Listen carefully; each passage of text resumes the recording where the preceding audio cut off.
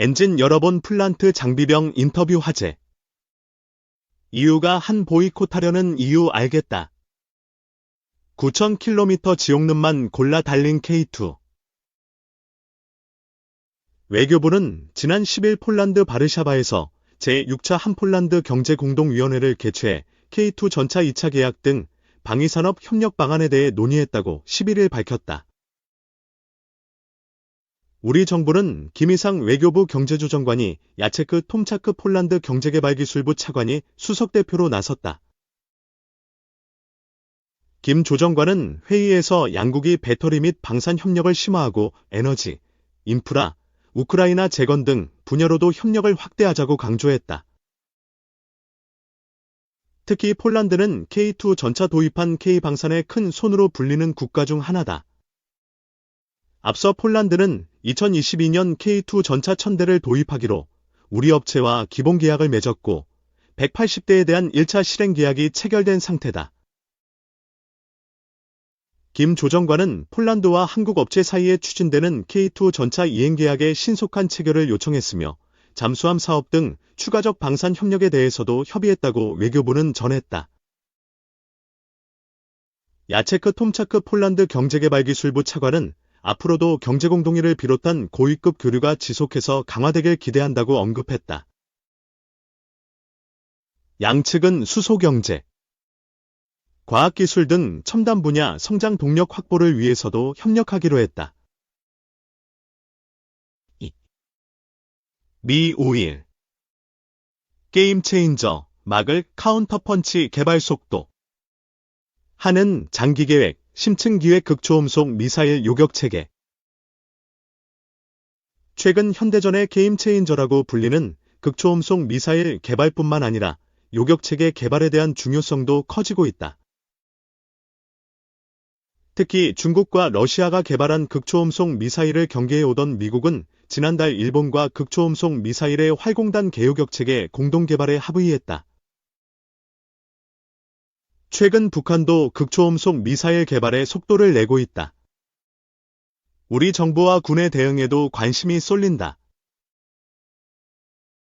극초음속 미사일은 기존 방공망으로는 탐지와 요격이 어려운 것으로 알려졌다. 그 이유는 통상 마하오, 시속 6,120km 이상의 비행 속도와 상하좌우 변칙 기동을 하기 때문이다. 극초음속 미사일은 발사체의 실려 고도 100km까지 상승한 뒤 하강하다 대기권 재진입 부근에서 발사체와 분리되어 대기권을 활공하는 극초음속 활공체와 항공기나 함정에서 발사된 뒤 스크램제트 엔진의 추진으로 극초음속으로 비행하는 극초음속 순항미사일 SCM로 나뉜다. SCV는 미사일에서 분리된 후 물수제비와 같은 스키핑 비행을 하고 SCM 역시 저고도에서 지속적인 고속 비행과 좌우 회피 기동이 가능하기 때문에 요격이 어렵다. 이런 특성으로 인해 극초음속 미사일 요격을 위해서는 활공 단계에서의 요격이 매우 중요하다고 평가받는다. 극초음속 미사일의 변칙 비행으로 궤도 예측이 쉽지 않고 현재 요격 체계인 패트리어트로 종말 단계에서만 대응하기에는 위험 부담이 크기 때문이다. 이에 미국 국방부와 일본 방위성은 지난달 15일 활공단 개요격 체계를 양국이 공동 개발한다고 발표했다.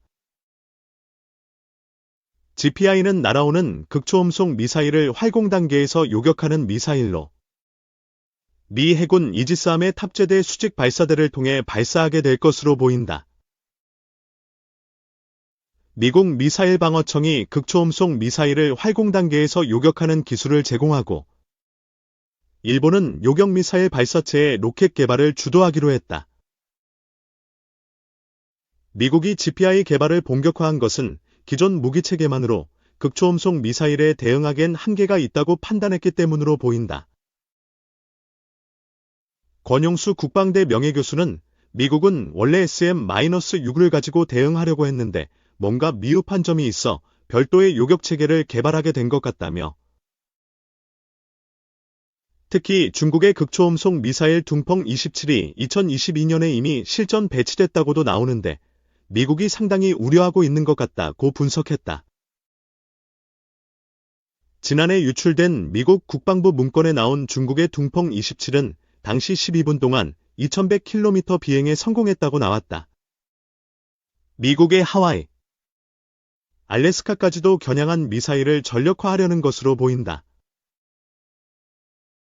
일본도 북한이 개발 중인 준중거리급 이상 극초음속 미사일 역시 일본의 유엔사 후방기지 등을 타격할 수 있기 때문에 요격체계의 필요성을 느끼는 것으로 보인다. 극초음속 미사일을 요격하기 위해서는 요격체만큼이나 탐지체계가 중요하다. 미1이 개발하려고 하는 GPI는 중고도와 저고도 위성 등으로 구성된 극초음속 및 탄도 추적 우주 센서, 위성군을 통해 탐지되는 정보를 바탕으로 요격을 하게 된다.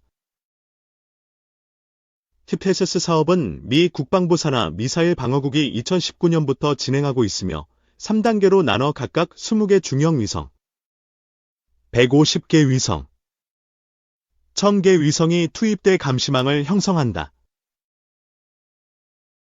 기존 이지스함 레이더로는 높은 고도로 포물선을 그리는 탄도미사일을 포착할 수는 있지만 저고도로 변칙적으로 날아오는 초음속 미사일을 탐지하기 어렵기 때문이다. 우주에 떠있는 센서를 통해 미사일의 상승 단계서부터 대기권 진입 후까지 여러 위성을 통해 빠르게 추적, 탐지할 수 있게 만드는 것이 핵심이다. 유럽에서는 유럽연합 주도로 우주 기반 전장 감시와 적시 경고 및 요격 프로그램을 추진하고 있고, 일본도 위성 슌게로 감시망을 꾸미고 미국의 히페스스와 연계할 예정이다. 한국도 극초음속 요격체계 시급한가? 우리 군은 현재까지 극초음속 미사일을 활공 단계에서 요격할 수 있는 무기를 개발하고 있지 않다. 방위사업청은 지난해 장거리지대공 유도무기 사업 추진 기본 전략을 심의 의결하면서 기존 L3보다 요격 고도를 높인 고고도요 격유도탄과 북한 극초음속 미사일에 대한 활공 단계 요격 유도탄을 세계 최초로 확보하겠다고 했지만 1년 후인 지난달 29일 방사청은 고고도요 격유도탄 체계 개발 기본 계획만 의결했을 뿐 활공단 개요 격유도탄은 심의 대상에 포함하지 않았다. 방사청 관계자는 사업 타당성 조사 과정에서 추가 보완 사항이 있어서 사업 타당성 조사가 끝나지 않았다. 검토 및 보완 작업을 마치는 대로 방추위에 상정할 것이라고 설명했다. 다만 한군 소식통은 극초음속 활공체 요격 유도탄은 기술 개발하는 시간이 오래 걸리기 때문에 사업 타당성 조사에서도 중기 계획보다는 장기 계획 쪽으로 이야기가 나왔다고 한다. 몇 짧은 시간 내 개발되긴 어려울 것이라고 답했다. 북한이 올해 고체 연료를 사용한 극초음속 활공체까지 시험 발사해 우리 군도 요격체계의 개발을 서둘러야 한다는 지적도 나오지만 군은 북한의 극초음속 미사일 기술 수준이 낮아 당장은 현재의 무기체계로도 대응이 가능하다고 판단하고 있다. 또 다른 군 소식통은 현재의 북한의 극초음속 미사일의 경우 사거리를 800km라고 가정했을 때 종말 단계에서 속도가 많이 나오지 않아 우리가 가지고 있는 패트리엇 등 요격 자산으로 요격이 가능하다고 했다. 최근 우크라이나전에서도 최신형 페이시-3는 러시아의 극초음속 미사일 킨자를 요격한 사례도 계속 나오고 있다. 북한의 극초음속 미사일 자체가 한반도 내에서 사용하기엔 적합하지 않은 무기체계라는 의견도 있다. 신승기 한국국방연구원 연구위원은 극초음속 활공체의 비행 궤적을 보면 600km 전후를 날아가 첫 번째 활공 제도야 팝업을 하고 선의 비행해서 목표를 타격하는데 평양 등에서 쏜다고 가정하면 제도약했을 때 이미 남해인데 선의 비행까지 하고 나면 제주도도 지나갈 텐데 남한을 향해 쏘는 것은 비효율적이고 아마 괌 미군 기지를 겨냥해 개발하고 있을 것이라고 평가했다. 북한이 지난 4월 신형 중장거리 고체 연료 극초음속 탄도미사일 화성-16 나형을 시험 발사했다고 하면서 사거리 1000km 개선의 수역에 정확히 탄착됐다고 발표했고 우리 군은 600여 킬로미터를 날아갔을 것이라고 분석했다. 북한 발표와 합참 분석 사이 오차는 있지만 한반도 범위를 벗어난 유효 사건이다. 양욱 아산정책연구원 연구위원은 극초음속 활공체의 대응은 SM을 개발하고 기존에 있는 요격체계의 성능을 향상해가면 될 것이지 극초음속 미사일만 대응하는 무기체계 등 새로운 판을 짤 필요 없는 것 같다고 평가했다. 다만 극초음속 미사일 기술이 고도화되면 단거리 극초음속 미사일을 개발하게 될 수도 있고 중국의 국경 지역에서 발사할 가능성 역시 배제할 수 없다.